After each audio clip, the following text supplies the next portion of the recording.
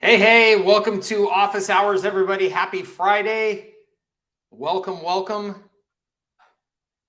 It looks like all systems are go on my end. If you can hear me and see me okay, I would appreciate you letting me know, and we will get this show on the road. Happy Friday. I hope you have had a great week. Rolling on into the weekend. Welcome to Office Hours.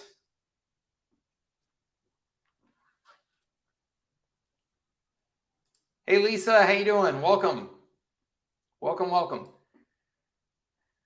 Mr. Robert Brennan, thank you, sir. Appreciate it. All right. The way this works, everybody, you may already know, this is Q&A, pure Q&A. I have no agenda for you. So fire away any questions that you have in the chat, and I will generally take them as they come and do my best to add some value where I can. I'm also going to put in a link here in the comments that anybody can use if you have anything that you need to ask that you feel like needs more discussion, more context, all that good stuff, a little too complicated to ask in the chat. You can go ahead and hop on screen and we can have a little conversation here that will be public. So as long as you're okay with that, then we can do that. Also, just a reminder, Moguls members, for those of you in my Moguls paid mastermind community, you guys have first priority on questions. So any questions that you have, you can put in the circle community in our private community area there, and I will address them there. So any questions that you have, you can put them in there. Otherwise, we will just take them as they come here on the live stream. What's up, Marcia? Hello. Brittany, hello. Good to see you. Steve, my man, good to see you. Been a while, sir. I hope you're doing well. Good to see you. Marcia with a question here. Many of the Go High Level resellers and affiliates provide training on how to use Go High Level with the subscription. I notice you don't. Why not? Just leaving it to Go High Level or question mark? Yeah, Marcia, I do provide some training, but what I don't want to do is I have zero interest in being a high level trainer. I have, from a business perspective and stuff like that, I have zero interest in that. So there are tons of, there's lots of free training from high level. There's lots of training out there on YouTube from people making videos. There's, lots of options out there. And honestly, it's to me, it's not interesting to me. It's not, how to press the buttons and set things up and, stuff like that. It's just not, it's not that interesting to me. It's not strategic, it's not really going to move the needle for you. It's more like just going to save you a few minutes of getting in there and just trying to figure out how to do it yourself, really. And so that's, that's kind of how I leave it, I guess. So, and then Marcia says, you just set up what they need in-house. Let me make sure I understand the question. Or do you just set up what they need in-house? I'm not sure exactly what you're referring to there in that question. So, and are you referring to training? Maybe you're referring to training for end customers. Is that what you're referring to instead of training for agencies? Because if that's what you're referring to, I don't do that either. Again, because there are companies out there that just provide that, like HL Pro Tools or Extendly, they make all these white label like support videos and training videos and things like that for customers. And so if you want to use those with your customers, then you can use those. The reason actually, I guess another reason why I don't provide those though, and Marcia, I see you there. I'll bring you on so you can explain it to me. But another reason why I don't provide that kind of training is because I really think that you should create that for your customer base based on how you're expecting them to use the platform.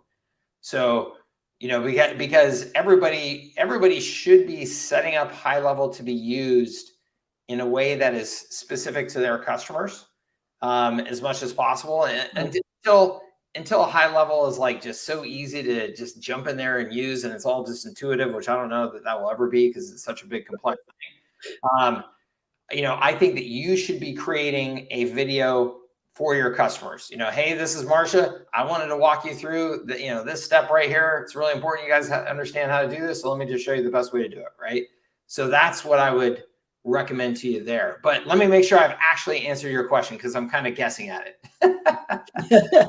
Yeah, well, I sell to business coaches who will in turn often resell it to their small business clients, right? Yeah. So I want them to be able to be fully proficient and able to feel comfortable with it, even if they're doing affiliate sales in turn to their clients. And so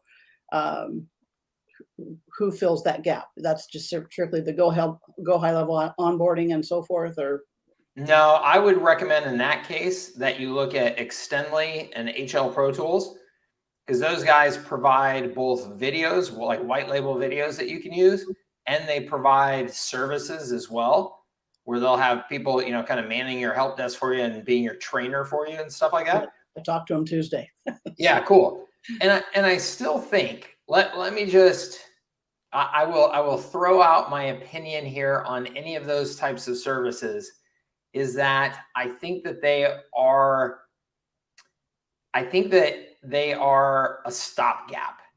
I think that it's a great way to get you going, to have something in place so that you can at least answer the question, yes, we have some training videos for you, that type of thing.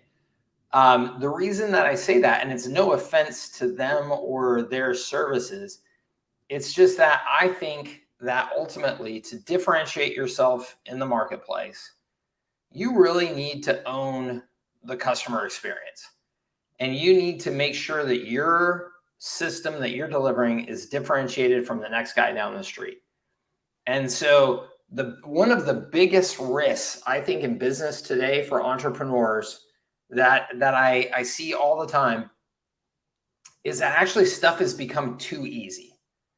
It's become too easy to find the cookie cutter thing and the template that somebody will give you, and then the outsourced service that does XYZ for you. And I mean, you literally, like, maybe other people don't see this as much because they're not in my position, but in my position, I literally get people coming to me every day who want to start a business, and the conversation is literally, hey, Mike, if I can just assemble these 10 pieces, like, I don't have to do anything. The business will just run itself.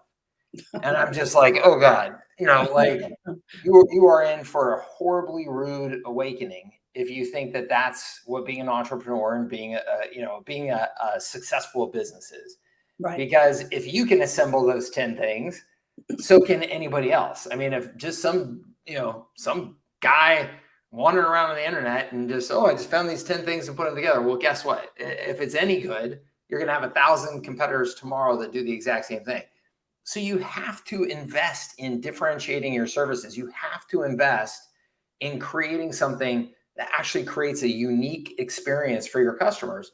And so ultimately, those training videos that you're going to get from Extendly or HL Pro Tools, they're probably really good for like the really standard uses of high level, right? The press this button here and to make this form pop open, whatever. But if you're trying to train somebody on actually how to use the system effectively, the system that you've created to grow the business that you understand that they're running, you need to create content for them, right? And I've done that. Yeah. Yeah. And so ultimately, that's what I think everybody here needs to get, is that ultimately that's where you're going to differentiate your service is by providing that. So someone signs up with you, let's say for high leverage agency. Yeah. And they're going to be using Go High Level to provide the streamlined services and stop doing the customized and the one-on-one. Yep. So do you just what do you do in that part in that? Oh, cool. Good question. Okay. So yeah, my high leverage agency program. So the far majority of my program is going to be about strategy. It's going to be about sales. It's going to be about marketing. It's going to be providing tools, templates, resources for you to be able to do all of those things effectively. Right. Because the 95% of the reason why agencies fail in this industry is that they don't know how to market and sell, which is kind of funny because they're marketing agencies, but they don't know how to market and sell. Yeah. And so again, we're attracting people into this industry because of high level, which is awesome, but they see this product and they go, oh, that's an awesome product. And if I just have that thing set up right, I'm going to make money. And of course, the reality is that that's not reality, right? You got to go out and get customers. So I help primarily on the strategy, sales, and marketing side. And on the strategy side, what I mean is everything from how do you package and price your services to how do you create a differentiated position in the marketplace? Because ultimately that's what business is all about, right? But then I go into the detail of, hey, here are about a dozen services in particular that I think are nice ones with high level that are almost universal to any business. And here's how you can package and sell those. And here's how you can package and deliver those. So, and including things like snapshots, marketing materials, things like that, sales scripts, you know, all that good stuff. What I don't get into is the, hey, everybody, if you want to create a workflow, press this button and then name your workflow and then choose between a workflow template. And then, you know, because to me, it's like if you as an entrepreneur either can't get in there and do that, or you as an entrepreneur can't go, hey, I'm going to hire somebody to do that for me, then I am not the right person for you. There are other people out there that are right for you. It's just not me. Right. Yeah. You're staying in your CEO. Yeah. I want to help people at a strategic level, you know, build a business. Yeah, exactly. Okay. Makes sense. I hope that helps. Good question. Thank you. Yeah. Let's see here. Tristan, I see you back there. I don't see your microphone connected though. Actually, I see it connected. There we go. How you doing, Tristan? I'm well, thanks. How are you doing? I'm great. How are you? How can I help you, sir? Oh, I just actually popped in to kind of listen and be a fly on the wall. I'm fairly new to high level. I just signed up a few days ago under your affiliate. So yeah, I'm just kind of still figuring it all out, going through the high level training, but also just kind of diving in. I'm looking to kind of service the travel industry niche. So I feel like that's a kind of pretty solid place for me to be. And yeah, I'm just kind of excited to be here and be a fly on the wall for now. Awesome. That's great. Well, I'll put you back in the background, but it sounds to me like you're doing the right things, which I think the most important thing that you can do is just dive in. There's, you know, there's so much to it. And the faster you just kind of get in there and get your hands around it, and the more that you use it yourself so that you really understand what it is and what it's all about, the faster, you know, you'll get up and running, the faster you'll be confident in how you can add value to your customers. And then the faster, also answering, you know, kind of an extension of answering Marsha's question there, the faster you'll be able to determine, hey, here are the kind of supporting tools, resources, services, or whatever that I want to have in place to make sure that I can focus on, you know, what I want to do best. Yeah, exactly. Cool. Awesome. Well, welcome. It's good to see you. Thank you very much. You bet. Thank you. Okay, let's see here. Doran, what's up? Michael the Cooch, awesome. Good morning, John. Good morning, Bob from Vancouver. Awesome. Let's see here. Ed Snow. Hey, Jason, what's up, man? Good to see you. Ed Snow says, best cold calling pitch for SaaS market is local contractor businesses using UpHex as well. You're using UpHex as well. Cool. Ed, this is a tough one. I gotta say, because I don't cold call into local contracters. So I can tell you from 10 years of super deep cold calling experience that I can tell you a few things about how I would approach this. Okay, so one is,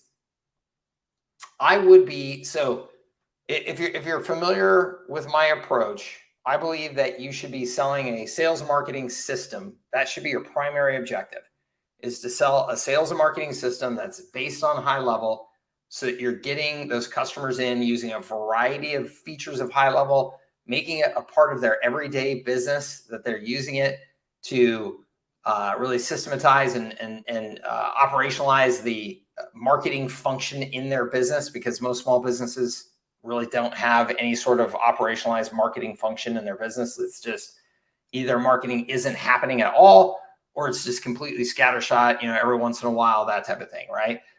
So I think that the highest value that you can add to them is getting them set up on these systems that are working consistently to help them market and grow. That's also the most valuable thing that you can do for you, because now you get a recurring revenue customer on board that is super high margin, very highly likely to stick for years. Okay. Selling that whole thing is a longer, slower, more complicated sales pitch if you're selling that whole thing, right? Why? Let's just address that real quick. Well, because the business owner has to get their mind around, oh, I'm going to invest in this system that's going to be an integral part of my business that I'm going to be using every day with my team from here on out. That's a decent sized decision for them to make, right? And to even understand first. So that sale usually involves a good amount of educational marketing and takes longer time. And so it's best done with educational marketing, pulling somebody into your pipeline, having content out there, doing webinars, things like that, so that they are able to absorb that content at their own pace and get pulled through your marketing funnel into your sales cycle, right? That's the beauty of inbound marketing, of educational inbound marketing, content-based inbound marketing. That's the best way to sell something that is more complex and sophisticated like that, okay? When you're cold calling, you typically are not doing anything that's complex and sophisticated. You are just trying to get attention and make contact and get them to be open to a next step. So there's one of two things then. If our ultimate goal is to sell that system, there's one of two things that works really well then in cold calling, okay? Or just cold prospecting, period. One is to invite them to some sort of first step in that educational marketing process. So it could literally just be a cold call, Ed, to invite you to an upcoming training seminar that we're doing, where we're going to show contractors these X marketing systems they can use to grow their business in the year ahead, right? And Ed will be covering on that training session common struggles that we see with local contractors, such as increasing your leads, increasing your lead quality, generating more repeat business, yada, yada, right? So you're hitting some of these hot points that are pain points for them. But all you're doing is inviting them to the next step. That could be a seminar online. It could be an in-person seminar. I think particularly in that industry, some sort of lunch and learn. It could be inviting them to a golf tournament you're doing that's sponsored by your company. Things like that to get them into your world and learning from you, but without asking them to buy anything. Because again, this is just a cold call, right? We're trying to do something easy. And then the second thing then, Ed, is that if you want to make the cold call more directly about selling your services, then it is to peel off a particular benefit, particular service, feature, benefit combo there from your overall system that you can use as a hot point pitch quickly in a cold call. So you're calling contractors, and it could be, hey, Ed, this is Mike from Super Duper Marketing Company. I know you weren't expecting my call. I'll be real brief here, but we work with a lot of local contractors like you who have said that in this last year, they've really struggled with not being able to lock down repeat, business contracts or something like that. Would you be open to a quick conversation where I can share with you a couple of strategies we found that are really helping our customers solve that? Okay. So hopefully we get a yes. So we're just doing a real quick elevator pitch, right? And we're hoping to just keep that conversation going. And then the conversation, then from there, you're just trying to move them into a much simpler service to be able to offer. And there's a bunch of these, like I mentioned earlier to Marcia, in high leverage agency, there's 10 of them or a dozen of them that I tell people, hey, use these. And I've got some free training on that on Facebook on these dozen services that I recommend that people start with. But then it's a nice, simple service. It's something faster to understand, easier to implement. You can price at a lower price point and just get people signed on quickly, that type of thing. Those are the two best approaches. Inviting them to something that's just in that overall bigger, longer sales cycle, but you're just trying to get them going. So come to our lunch and learn, come to our seminar, come to our webinar, come to our golf tournament, come to our, whatever. And then the other is to go in with a very straightforward proposition that's easier to understand, that you could just try to get them in position to sell something smaller, easier, faster to understand. Okay.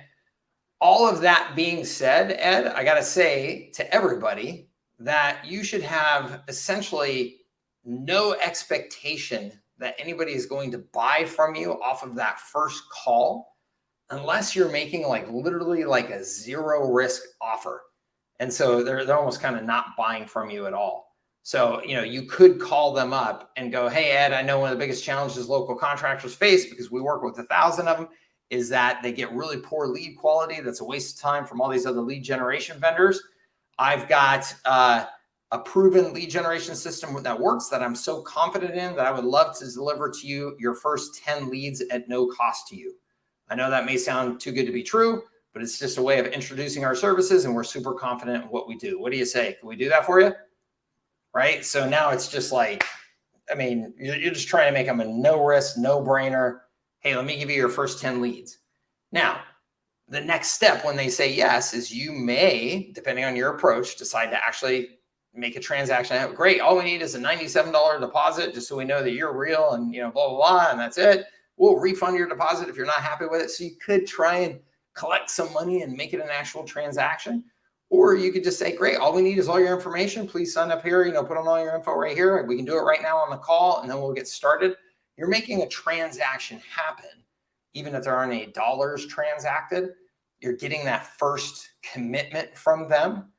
And then in that conversation, of course, you're saying, and then, Ed, if you're happy with the leads that we generate you, after the first 10 leads, we just start charging you $50 a lead, or, $1,000 a month, depending on which model you want to do, whatever it is.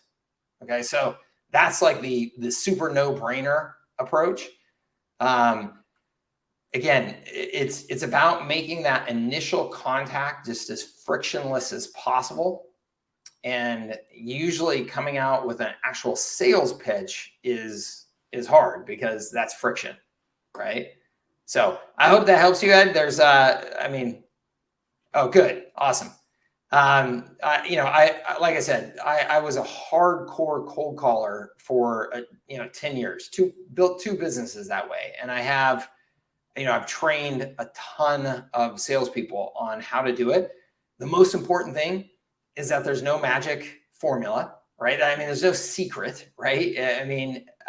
But there is common sense. And the common sense of it is put yourself in the shoes of that person. Right. And that's the most important thing. Okay. I just called some dude, probably, right? You're talking about contractors, not trying to be sexist or anything here, guys, but I'm stereotyping just because it helps me, my avatar in my head. It's probably some dude who's probably not real, not much of a technology lover, right? He's probably a little bit skeptical of all this stuff. He likes to, whack things with a hammer and, build real things and talk to real people and all that type of stuff, right? Again, totally stereotyping to build the avatar in my head. But I've just reached this guy probably on his cell phone while he's out running around in his truck going to jobs. He's already feeling very squeezed for time. He is probably already heard from 1,000 different people promising that they can generate him more leads and do it better and do it cheaper. and he's sick of these calls. He's probably had 10,000 agencies call him and say, look, get him ranked higher in Google. He wasn't expecting your call. He has no idea who you are. He's annoyed that he picked up the phone. Start from there. Start from that position. And then think about what you should realistically try to accomplish on that call and how. And the only logical conclusion from that is that you better be fast, you better be direct, and you better have something that's easy to say yes to. Okay, even if it doesn't feel like some momentous accomplishment to you, Ed, just getting a yes to the next damn step is a win. In that situation, that's a win, right? Just getting a yes to the, hey, Ed, sure, I'll listen to the next 30 seconds of whatever you have to say, right? Or I'll agree to the call back, or to this, to sending me your stuff or whatever it is, right? Any of that is a win. Okay. So I hope that helps you, Ed. I hope that helps anybody who's considering doing cold calling. Let's see here. Insight Innovator, if you were selling systems like SaaS, how would you phrase and position the offer to make it irresistible? For example, UpHex plus AI appointment setting system. If I were selling like an UpHex plus AI appointment setting system and the goal was to make it irresistible, then I would make it something like I just said with Ed, which is, hey, let me get you your first, 25 appointments at, no cost, something like that. Right. That's pretty damn irresistible. You're still going to have people that say no. You're still going to have people that say no, right? Because they're going to think you're a scammer, or you're too much of a pain in the neck, or I just don't want to waste my time with you, or whatever. So you're still going to have to make it clear to them why you're offering them 25 free leads and it actually makes sense to you, so that they can logically go, okay, this isn't just some knucklehead, trying to waste my time or rip me off or whatever, right? So that would be as close to irresistible, right? Beyond that, and I've got to stress this because I know there's so much there's so much emphasis out there on, make it the Godfather offer that's impossible to refuse or whatever, right? And like Alex Hormozy is a big advocate of that. And the dude is super smart. There's lots of smart people out there that are very big advocates of this. And I get it. I get that it's appealing to you guys to have that, offer that's completely irresistible. I've got to say that in my experience, what I want more than anything is an actual really qualified, mature customer that is going to stay in business and that is buying from me because they believe that I can really help them and they will stick with me long term.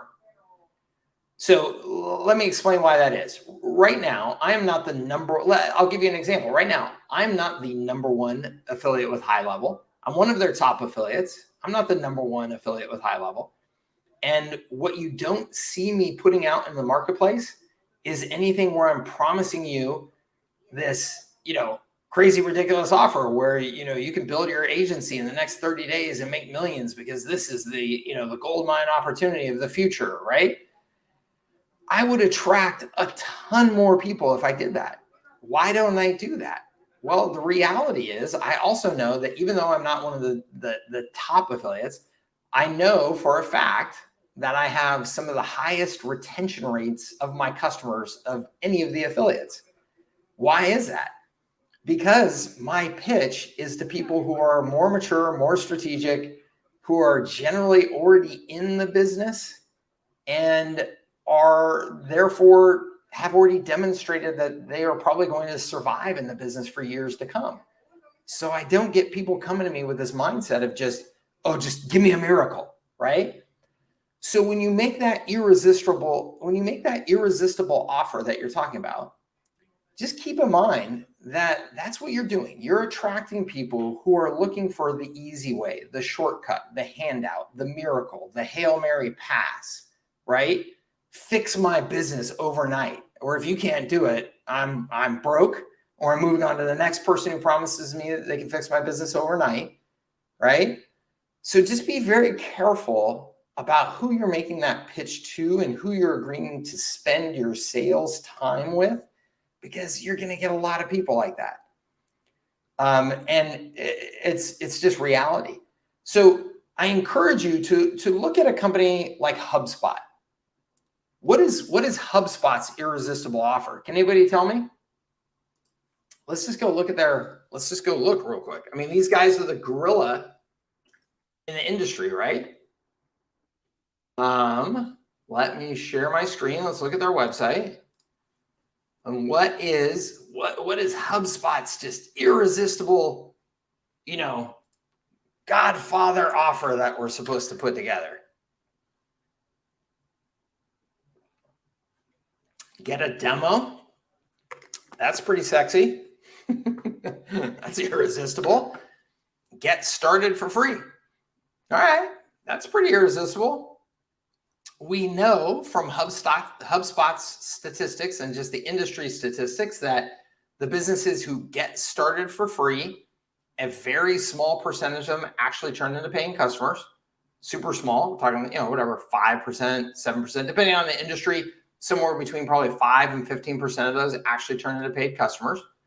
So you're talking 85 to 95% do not turn into customers. Okay. Where's the big Godfather offer? Where is the, I'm going to revolutionize your business and I'm going to make sure that you grow a bazillion times faster? And nothing, just grow better with HubSpot. I like that. That's a good value proposition. If I'm an actual business person and I'm looking at their suite of tools and I'm going, I can grow better with HubSpot. The point I'm making of all of this is that just always keeping in mind that we are always being sold to by marketers in today's world, right? And and we have been indoctrinated in today's entrepreneurship community. We have been indoctrinated into the irresistible offers. And if I was selling you business opportunity and all I cared about was selling the business opportunity and I didn't care about your long-term success, all I would be doing all day long is making irresistible offers, right? You guys, you know those people. You see those people everywhere. They're all over the internet, right? If I am HubSpot and I actually understand what my tools can do and who they're for, and that it costs money to use them and it takes a long-term commitment to get the value out of them and all that type of stuff, then I would take a different, more realistic, more rational approach. And lo and behold, it's the HubSpots out there that are building the real businesses, and pretty much the irresistible offer guys are the guys that are here and gone overnight, and they had a thing that was irresistible for 18 months and then some new thing came along and now that's irresistible, right? Sorry, I'm not meaning to rain on the parade. You should do everything that you can to make your offer as attractive as you can, but making sure that you are then very carefully qualifying, hey, who is this I'm about to do business with? Because I just put the sexiest lure I possibly could in front of them, and knowing that that's going to attract a bunch of jokers. I hate this. I'm trying to be rude, but kind of, right? So again, if I was trying to sell UpX plus an appointment setting system, I would sell if I was trying to make it as irresistible as possible, the most irresistible as possible thing would be, let me literally just hand money into your lap. That, by the way, who did that successfully? Groupon. And that's why Groupon went to $1 billion in revenue at the time faster than any company in history, because their value proposition was literally, hey, look, we'll just give you money, right? You don't have to do anything at all. Just let us create an offer for your services or your products. We'll go pitch them. And then when people buy them, we'll give you 30% of it or 40% of it or whatever it was, whatever their commission was, right? Groupon took more than half. But the small business didn't have to do a damn thing. They literally just sat there, and the next thing you knew, Groupon sent them a check. And then customers started coming in and redeeming stuff, right? And they're like, uh-oh. But that was why Groupon took off so powerfully. It was the ultimate irresistible offer. I'm just going to give you money. Okay. Next back from that is I will give you people who are qualified to give you money. Now it's your job to get that money. Okay. I will do that for free. Okay. That's almost as irresistible as I will just give you money. Next back from that is I will give you qualified people who are ready to buy and give you money. And I will charge you for that. But I'll charge you a fair, reasonable price, maybe with a guarantee. Maybe you don't have to pay until I get them for you, whatever, right? So what we're doing is we're just walking back our degree of irresistibility as we go there. Where you want to make that offer is up to you. I can tell you right now, I think the smartest person I know in this industry who's crushing it, growing an amazing business very quickly, is not doing anything for free. But what they are doing is generating qualified leads for their customers and guaranteeing them a minimum of X number of leads in the first, I think it's like 60 days, or maybe it's 90 days. So in the first 90 days, we'll get you 100 qualified appointments, and it's, $2,500. $2,500 for the 90 days. Okay. Or it's $1,500 for the 90 days, whatever it is. It's not some outrageous number. And then after that, if you want to stick with our services, here's what it looks like. Okay. That person is killing it with that pitch. They're doing a really, really nice job killing it with that pitch. Now, I got to say that person also is doing a really nice job with everything else with their marketing. Really good content marketing, pulling in people into their sales pipeline every single day with their content, a bunch of testimonials, a bunch of proof, a bunch of good just educational content on how that niche should be growing their business. So they're doing everything else right. Okay. So it's not just the offer, it's everything. Okay. What are some good lead magnets I can use with high level for potential prospects and provide quick value? My niche is med spas and aesthetics. For med spas and aesthetics, I think it's probably, the best lead magnet, as I just said, is just tell them that you're going to get them some booked appointments.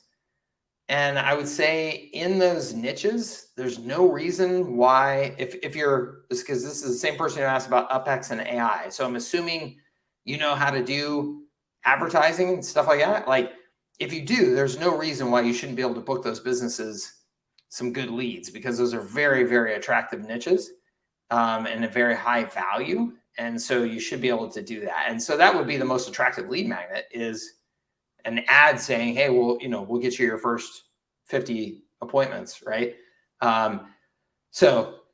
Otherwise, a lead magnet for them, I don't know. I'd have to think about it. I'm not in those niches. I'd have to spend a little bit of time on that. But that would be the first one that would come to mind. Yeah. Ain't nobody got time for marketing and sales. Shit. I know, right? What is up, Kale Wilson? Good to see you, sir. I hope you're doing well. Bob said, is there any way to add last contact date to the contacts record? That's a good question, Bob. I am not sure. I would have to, I would think that you could put in a custom date code, a date field into the system. And then you could manually then put that in there. I don't know if there's an automated way to do it. I'd have to play with it. Calhoun say just subscribed yesterday. I love your content. Awesome. Thank you so much. Awesome. Fantastic. Keep me posted if there's any way I can help you, please. I remember you having a course or class some time ago on hiring and managing a sales team. Yes, I do. Where could you find it? It's a good question. I do not have it for sale at the moment. It's been a while since I have updated it. But that is not to say that it's not something I wouldn't dust off. And honestly, I'll take a look at email help@servicesthatscale.com, and I will see what I can do there. Okay. help@servicesthatscale.com, and I'll see what I can do. Let's see here.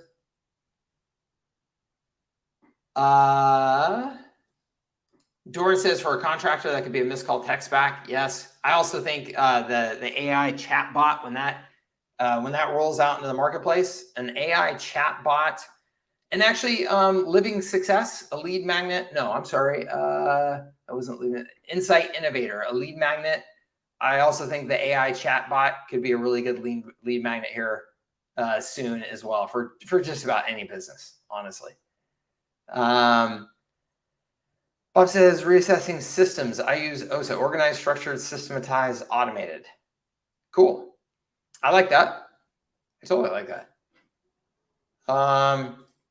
iPhone app that you use to make your video shorts caption. Oh, it's just caption app, James.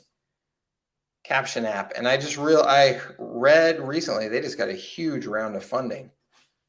I want to say it's just Captions, CAPTIONS. I want to say they raised like $100 million recently or something like that.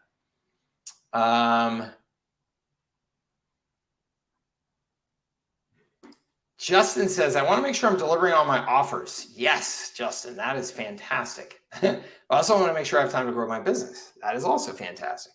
What is your opinion on getting somebody to white label onboarding and support for Go High Level?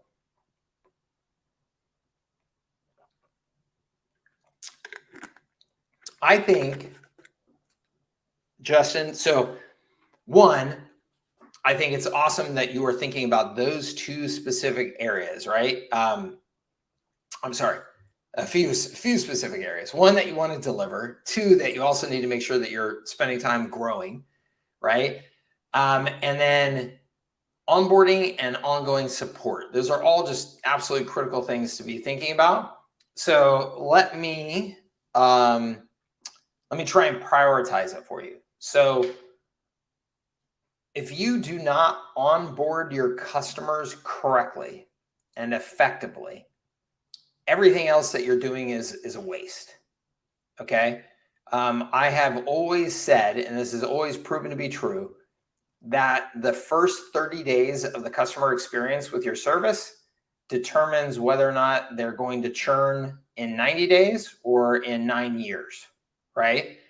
If you do a great job getting that business up and running on your systems, and they're in there using high level every day, and they've got their data in there, and they're sending emails from there, sending SMSs, from there, and all that type of stuff, it is so difficult for them to leave you that they are pretty much locked in with you for years. If you just do not screw up that first 30 days.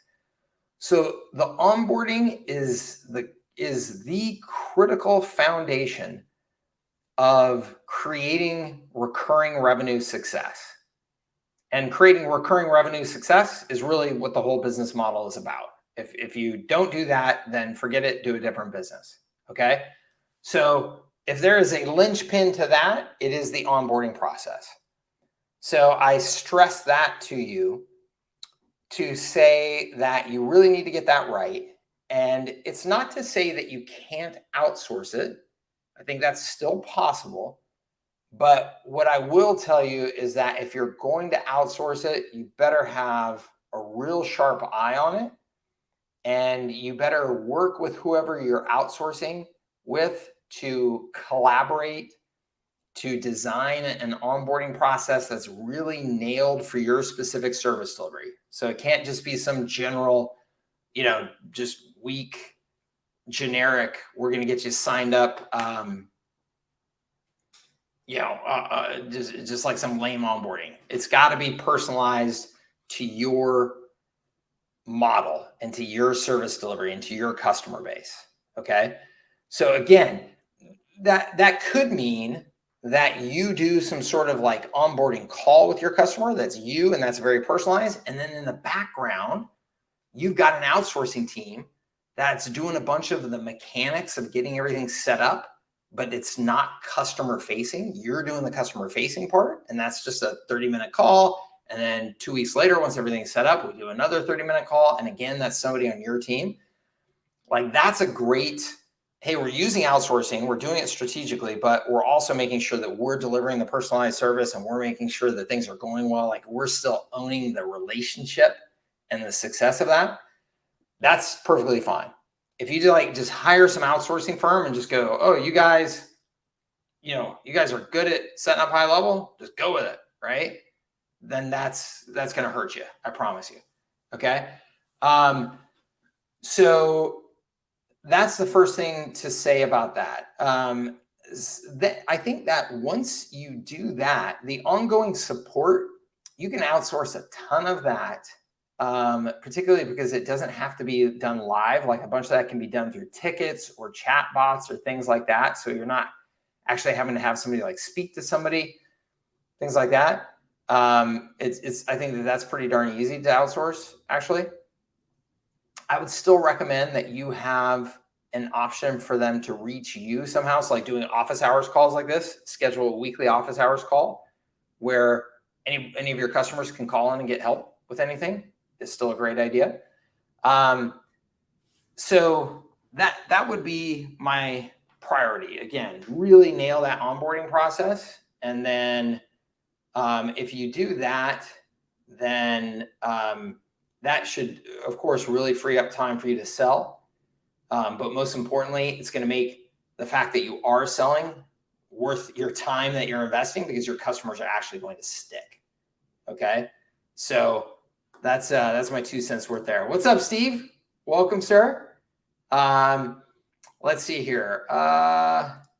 Doran says irresistible offers don't work on cold calls. Yeah. Is there any advantages to working with a fairly new business who can use 20 free booked appointments? Maybe performance-based, percentage-based compensation, which I have no idea how that works. Alex, no, that's in my experience, that's almost always terrible.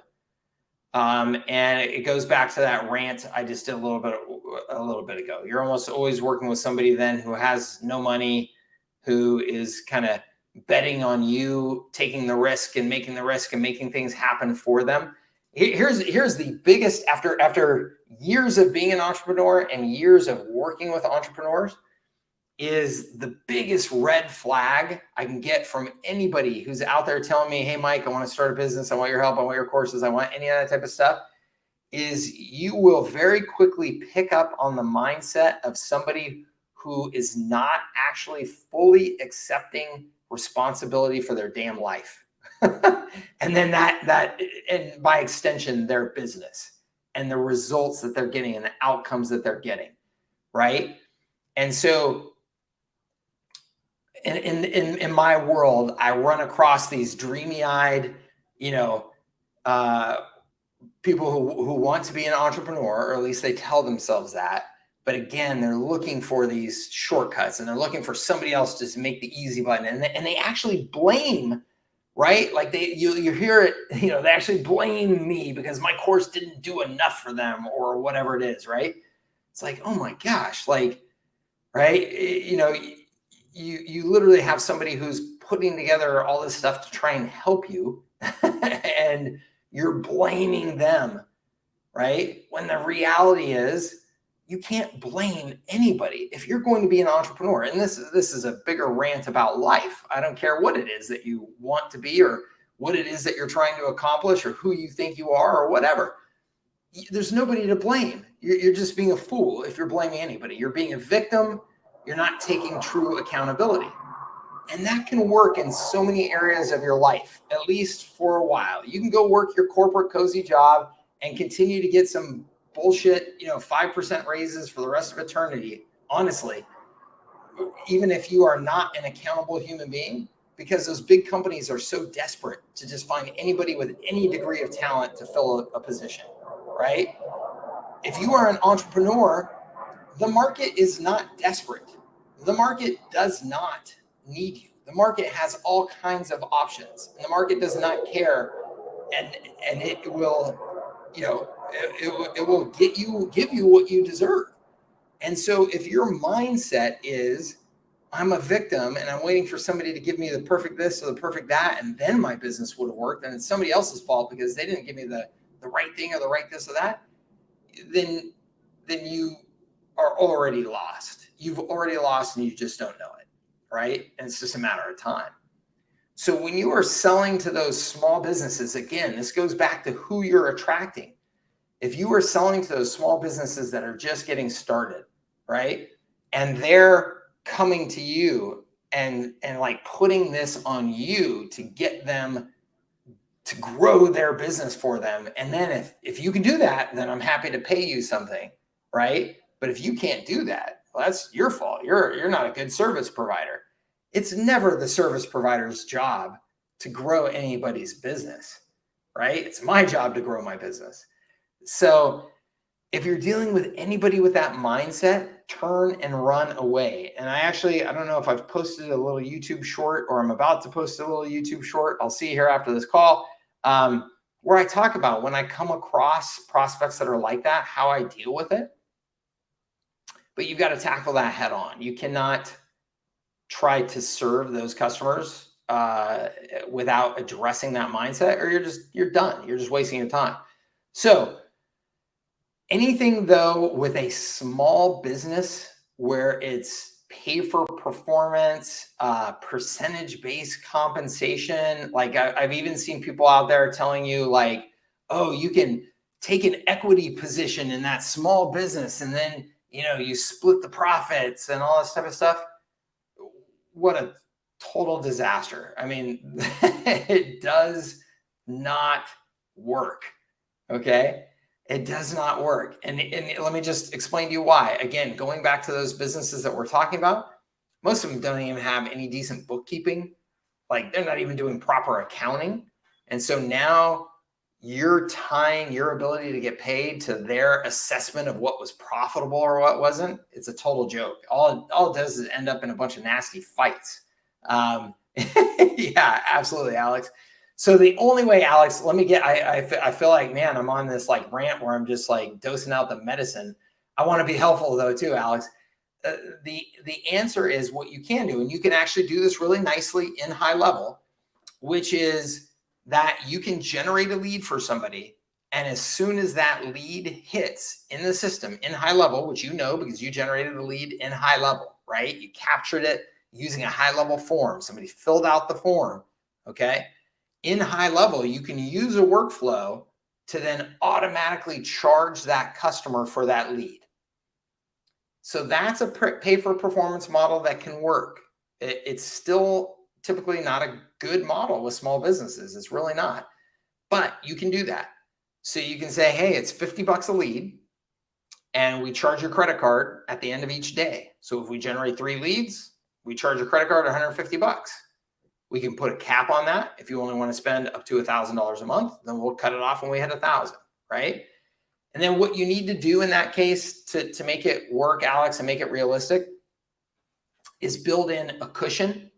So the way I've done this in the past, because I have done this model in the past, the way I've done it in the past is I tell them, hey, look, I understand we're going to have varying degrees of lead quality, right? That's largely out of my control. The market is what the market is. You're going to get some people filling out your lead forms that are a total joke and some people aren't, right? It's just that it doesn't matter if I'm running the ads or you're running the ads, that's still going to be the case. But I understand that. So what we're going to do is we're going to put a 10% cushion on this. So if you buy 100 leads from us, we're going to deliver 110 to make sure that we're doing what we can to try and compensate for those junk leads, okay? Every small business customer that is paying for leads will squawk at you about how you give them junk leads, and they're so that they can try and cut down that bill. You give me junk leads, this weren't any good. You got to give me a discount. So tackle that right up front and just say, here's how we deal with this issue. Okay, this is the only way we deal with this issue. We give you a cushion because junk leads are junk leads. They're going to come. It's a fact of business. So we just got to be mature about it. You got to be mature about it. Here's how we're going to handle it. So you can do that. And then you're dinging their credit card every time. And then you're not getting into some percentages. You're not getting into, was it profitable? And if it was profitable, I get 25% and all that, because that's just nonsense with small businesses. Small businesses are not organized enough, accountable enough to do that. Okay. As a follow-up to Inside Innovator, I'd also be interested in promoting more of a SaaS product tech company similar to Pipedrive or Podium. Yeah, so here's the challenge with that, okay? And this is why I tell you to sell a system instead of SaaS. So if you go through my training, teach you to sell a system, which is the tools, the SaaS, plus marketing assets that you've created for them, websites, landing pages, campaigns, things like that, plus typically some degree of services on top of that. The reason why I say to do that is because if you were just out there selling SaaS, you have no differentiation in the marketplace. And here's why I say that. You did not develop anything unique. You're selling high level, which thousands of other agencies have access to, the exact same thing. So again, if the number one rule in business is differentiation, and you're going out there and just selling software that everybody else has access to, you are by definition not differentiated. Okay. Pipedrive, Podium, they develop their own software platforms. Those are differentiated. They're still going to have a real challenge in competing with all the other CRM platforms that are out there, because most customers won't really be able to tell the difference between a Pipedrive and a Podium or anything else.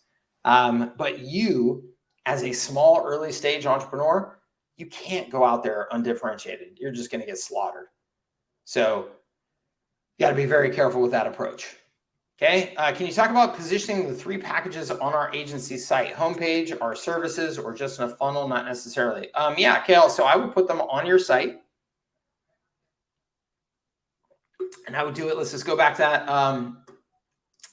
I would go back to the HubSpot page, and I would just do it similar to this. I would not put it on your homepage. I would have you could put it on your homepage like this, where it's just like a lead in to the different packages. But I would not put pricing on there. I would focus your homepage on your core value proposition and your core call to action stuff, right? So just like if you go to services at scale right now, it's going to have my core value proposition. It's going to have my core call to action, which is get opted in onto my email list, right? So I would make your homepage primarily about that. And then I would have a services page. And this is how I've outlined it for you in the snapshot, Kale, if you use one of my snapshots.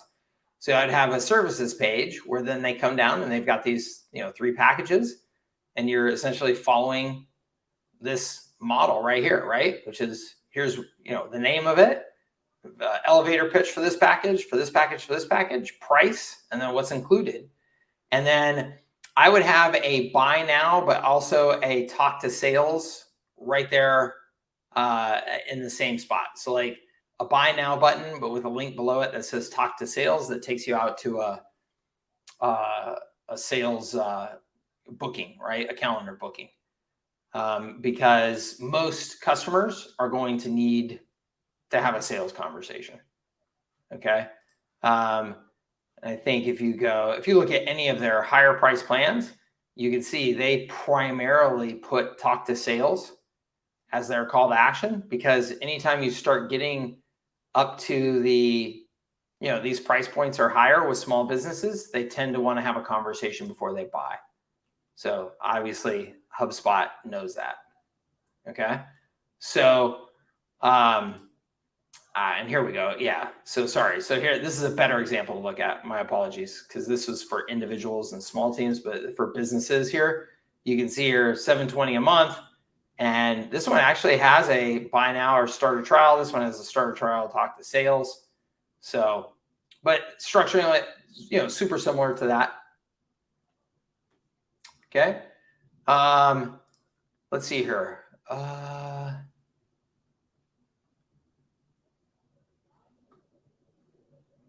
Oh, we're talking about the last contact date. Awesome. Cool. Yes. Good advice, Steve. Dave says, I need a little direction. I have installed the R4 website and go high level. What would you recommend next? David, have you gone through the agency sales funnel bootcamp? That's what I would recommend. Agency sales funnel bootcamp is setting up your whole sales funnel, right? Connecting that. I mean, it's connected to your website just by, I mean, they're associated with each other. I mean, to some degree connected, but that's what I would recommend next, is that you do that. Okay. Insight Innovator. Yeah, David, you should go through the whole thing. Just get that whole sales process set up. I mean, that's the foundation that allows you to really get moving, is you just have the whole sales funnel just all set up, the whole sales process all set up. Okay. Insight Innovator. Is there any way I can integrate a chat widget for a client who doesn't have a WordPress website?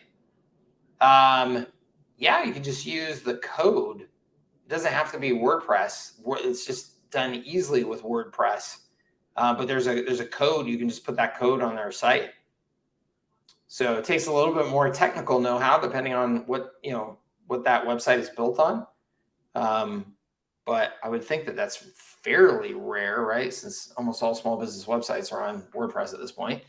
Hold on, Brittany, I realized that I think I rolled right past your questions about my event, right? Didn't you ask about my event? All good.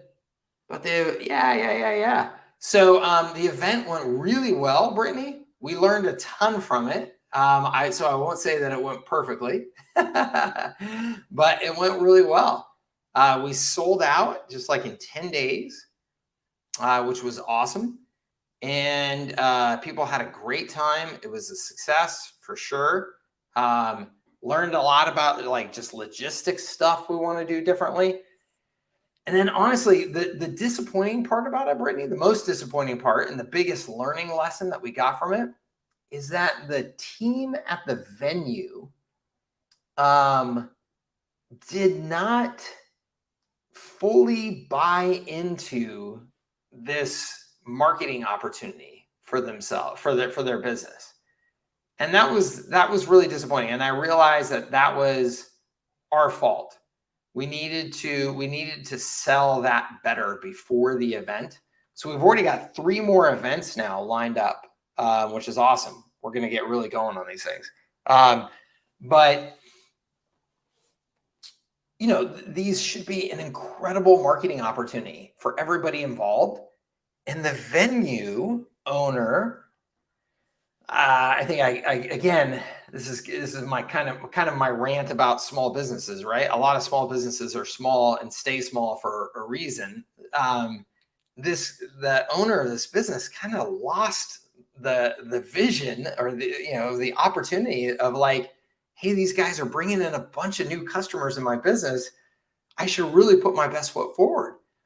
And so right at the last minute, he kind of got a little bit, I don't know, he got a little bit negative. And then he started pulling back the things that he was going to contribute to making it a great experience. And I was like, this is just stupid. Like, what are you doing? So it's a bit of a bummer because he missed an opportunity.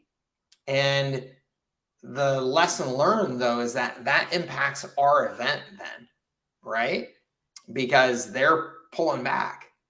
And so what I learned is that what I did in that situation is I was like, well, I'm going to make sure this is a great damn event. So I overspent to make sure it was a great event. Essentially, some of their original commitments, they kind of backed off on, and I just ended up covering them out of pocket myself because I was like, I'm not gonna have a bad event. So I learned from that, and it's okay. I was willing to do that. Like, the money is well spent. To me, it's a great marketing investment on my part. But we will be better about that going forward. We've already gotten better in the way that we're pitching it, the language that we're using when we're selling the venue owner is better. So Marcia said, who was the event for? So Marcia, this is just like a party we were throwing. It was a mezcal tasting party. So I would say that the event was for a handful of different people. One, the people coming to the party, of course, right? Coming and having the mezcal and having food, good Mexican food and stuff like that. But from a business model perspective, it was for us, for our local media business there, San Diego. It was also for the venue. So we're bringing them in new customers. We're giving them an opportunity to showcase themselves. We're doing it at a time of the week that's normally slow for them. It was a Tuesday evening. So we're filling them up at a time when they're normally not full. And then it's for the mezcal brand that we brought in too, to be able to pour and sample their product and let people taste their product and introduce people to their story. So it's really, it's an awesome marketing event for all three parties. When I say all three parties, all three businesses that are participating, us, the venue, and the mezcal brand as well. And again, the venue, unfortunately, just didn't capitalize on it. The mezcal brand did an awesome job. They like came in, they were like ready to go. They brought all their product. They brought a team of people. They like told good stories. Like they were in it. They were in it to win it. The venue, like, you know, kind of got, like I said, they kind of soured on it, and that soured their team on it. And so the employees that were there that were working, like some of them like really had bad attitudes. Were like, we don't even want to be here. Why are we here? You know, blah, blah, blah. And it was bad. that part was bad, but we covered for it, like I said. So, and you guys may be wondering, what does this matter to anybody doing any sort of local agency thing or anything like that? I just believe that there's a huge opportunity to do local events like this and bring people together in your community, create community. It's like a phenomenal form of advertising and marketing of your business. So I'm actually leaning into it real hard, and I'll have some fun lessons to share from it, I'm sure. Glenn says, when we're new, we often seek out a customer who really needs help, and often new in business, because we want to be the hero and become blind to really qualifying them. Yes. And I think, Glenn, there's also that. You just said exactly what I was going to say here, which is I think that a lot of times you do that because you're insecure about your services. Yeah. John Lee Thomas says, can you discuss how effective a newsletter asset is without having a website there, San Diego, but instead of having every link in the newsletter going to other sites? John, that's awesome. That's a phenomenally valuable thing to have. If you build up a newsletter like that, I mean, I have a whole training on that, right? My local newsletter profits. Because I think the newsletter, out of all of the media assets that I have, the newsletter is the most easily, it's the easiest one to get value out of. Because as you guys know, people still open and read emails and click on links. And so it's great. It's a very easy to monetize asset. Okay. Ray, yes, I use StreamYard. Yep, that's what I'm using too. You bet. Awesome. Thank you. And welcome. Yes, absolutely, Brittany. We've got so much stuff cooking with this. It's awesome. We're getting a lot of momentum. I watched your video about building your own media assets. As someone from a media background, how do you find time to do everything? Justin, I am busy. I like to be busy, though. I like to be running 1,000,000 miles an hour. But I got to tell you, I mean, I would like to be doing everything better. I am thin on time right now for sure. I have made that decision over the last handful of years to stay super, super lean on my team side, though, and not go for just growth, just for going for growth's sake too much, because I've had my kids at home, you know, through the pandemic, all that type of stuff. And they're also at that age where it's just kind of the last handful of years that they're home with me before they're heading off into their life. And so I made the deliberate decision of, I'm going to spend a lot more time here, you know, not managing teams and like really trying to go for broke. But they are now getting old enough where they are They are now starting to head out into the world and be more independent of me. And so now I am looking to go for more aggressive growth, Justin. And so now I am looking to add team to help me. So I'm actually in the process of building that out a little bit. I've added a couple of people here to the team just in the last month, actually. And I expect to continue to do that and really push for growth now, which I'm excited about. Any tips for starting a digital media business? I'd like to focus on getting as much attention as possible and monetize the traffic. Matt, that is the game, isn't it? Any tips for that? I would just say focus like crazy on creating good content and getting that content distributed out on the social platforms. I mean, that's the, if you're a media business, you're nothing without an audience. You're nothing without the attention of an audience, right? And in today's world, attention goes to content, and it goes to content on social platforms. So I would do everything that you possibly can to work on mastering that. Okay.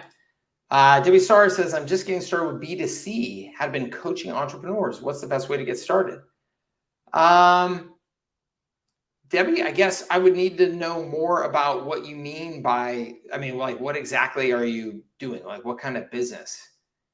If you're saying just getting started with B2C, like B2C what exactly? And then maybe I can help. Maybe I can't help, but maybe I can. I'll try.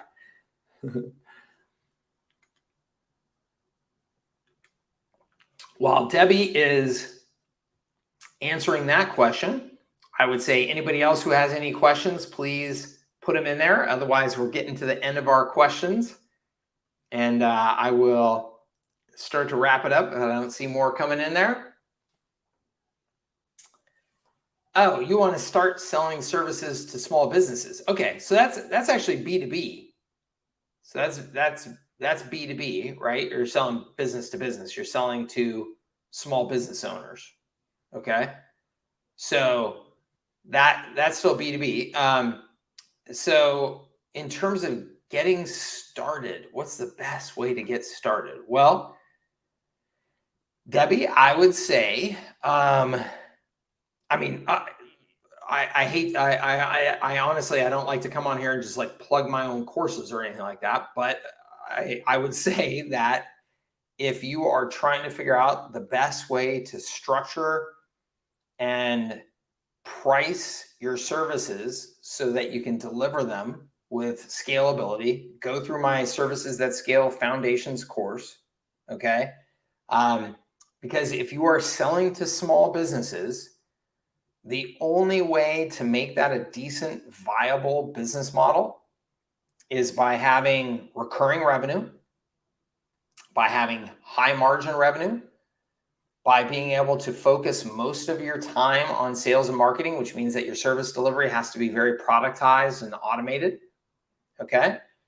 So you've got to get those things right, or anything that you're doing selling to small businesses is not really going to work. And it can work as in you can make a little bit of money doing it. I'm not saying that, but you're never really going to get ahead. You're never really going to build a healthy business unless you are using those best practices that I just described. And that's what that course is all about, is that. Okay, and then Debbie said, okay, cool, awesome. She said, yes, going through the courses, mainly how do I actually start selling or contacting business owners? Just start calling and asking for a time?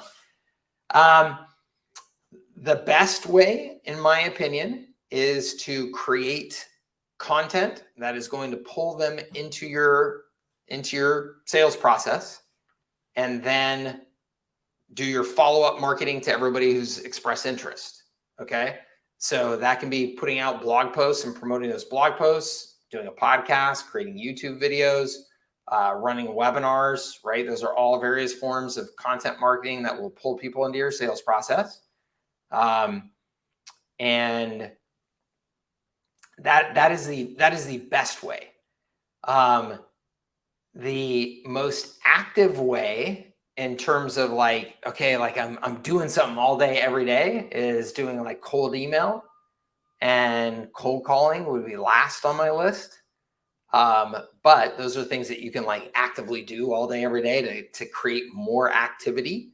But the best way is to create content that communicates your value proposition, promote that content online, and bring people into your sales process. Okay. Just like you see, me doing and any other, decent marketer out there that you recognize, right? What are they doing? They're putting content up on YouTube, content up on Facebook, up on Instagram, promoting that content, running ads to get people into offers and things like that. That's exactly what I would do. Then I would have to say though, Debbie, if you're selling just in a local market, so if you just say, hey, Mike, all you're doing is selling in San Diego, then you're crazy not to take advantage of the fact that you're local with them and you can create those in-person relationships more easily than somebody who's just selling online from anywhere, right? So that's one of the reasons why I'm doing events here in San Diego, is because I'm taking full advantage of the fact that I can actually get a bunch of people in a room, right? And so if you can do the same, Debbie, you can do like lunch and learns. Let's say you're just selling to, I don't know, doctors in San Diego. So you could do like a lunch and learn seminar type of thing where you invite those doctors or whoever it is on their staff that's appropriate to come to a free 90-minute lunch and presentation where you're going to show them how to do X, Y, and Z to grow their business, right? So that gives you the ability to get those actual contacts, and when I mean contact, I mean like real actual contact, which is valuable. Okay. Like to have a Labor Day event with local offers. That's cool. Yeah. Absolutely. Awesome. Any other questions? Let me know. Thank you, Patrick. Appreciate it. Awesome. Let me know any other questions you guys have. Give you another minute to put them on here. Oh, wait a minute. KL says, on the 497 plan, have you done much on its advantages versus the 297 plan? If we aren't planning to sell it just as a software as a service, yeah, the big advantage, the huge advantage is that you can get more markup on the email and SMS and phone services. Okay, so you can, the difference between the 297 and the 497 plan will just pay for itself automatically as soon as you have more than just a couple of customers using the system. Okay, because if they're using the system, they're sending email, they're sending SMS and stuff through the plan, through the system, you're marketing those services, you're marking up those services. And so you're making margin every single time they send an email, SMS. So that's going to pay for the difference between the 297 and 497 very quickly. And then every other customer after that, you're making more profit from because you're getting more margin from those minutes and credits. Okay. So to me, as soon as you're bringing on any customers at all, to me, it makes sense to just be on the 497 plan. It's like a no-brainer. If you're not bringing on any customers yet, like you're still just kind of getting going and trying to figure out your service plans and you're not really selling yet, you could be at 297 while you're doing that. Okay. As soon as you start actually getting a customer on board, you should go ahead and be on the 497 plan because, like I said, the margin on those credits will just pay for themselves. Okay. What would you recommend the markup percentage to be on email and SMS?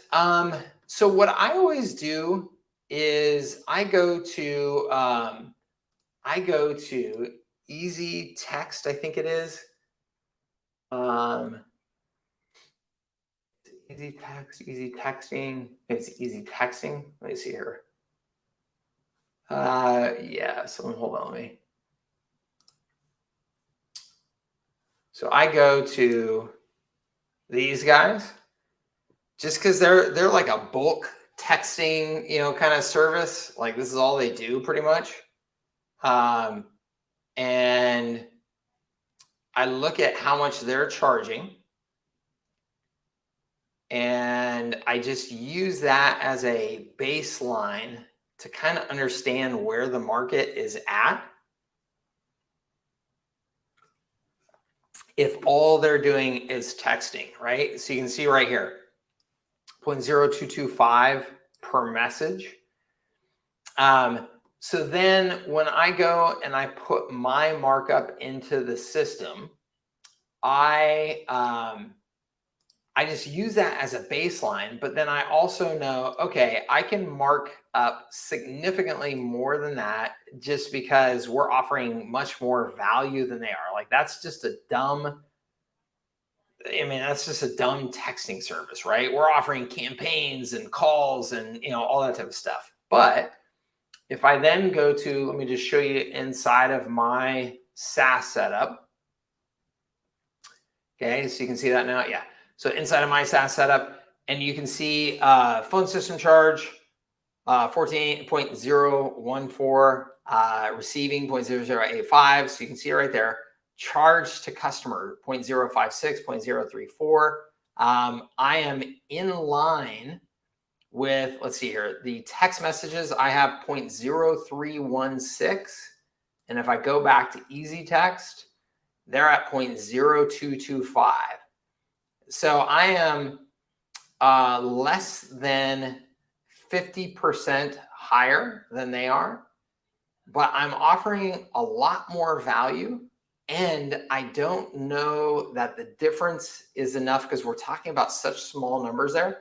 I don't know that anybody comes and looks at my pricing going, oh, well, you're charging way more than the bare minimum I could be, spending at something like easy text, right? So I think I'm at a comfortable place, and that gives me, what does that give me? That's